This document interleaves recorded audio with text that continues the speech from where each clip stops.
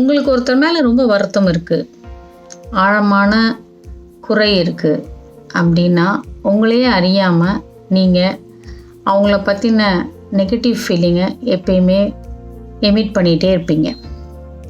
இதை எப்பயாவது கவனிச்சிருக்கீங்களா? அவங்க என்னை அப்படி பண்ணிட்டாங்க, அவங்க அதை இது பண்ணிட்டாங்க, இப்படி செஞ்சிட்டாங்க, அப்படி செஞ்சிட்டாங்கன்னு சொல்லி உங்களோட முழு எனர்ஜியையும் நீங்கள் அவங்களுக்காக செலவு பண்ணிகிட்ருப்பீங்க, அவங்கள குறை சொல்கிறதுல செலவு பண்ணிகிட்ருப்பீங்க. இதை மாற்றுறதுக்கு வில்லோ, ஆலி, இம்பேஷன்ஸ், ராக்ரோஸ் எடுங்க. இதிலிருந்து மொத்தமாக நீங்கள் ரிலீஸ் ஆகி அவங்கள மன்னிக்க ஆரம்பிச்சிருவீங்க.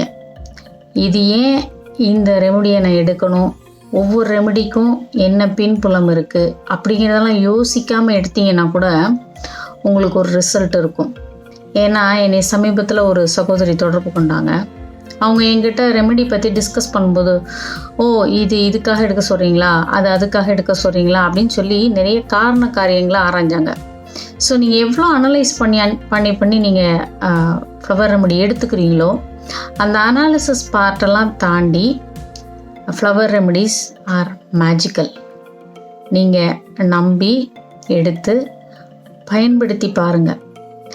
பயன்படுத்த உங்களுடைய அலைவரிசையில் மாற்றத்தை உணர்வீர்கள். நன்றிகள்.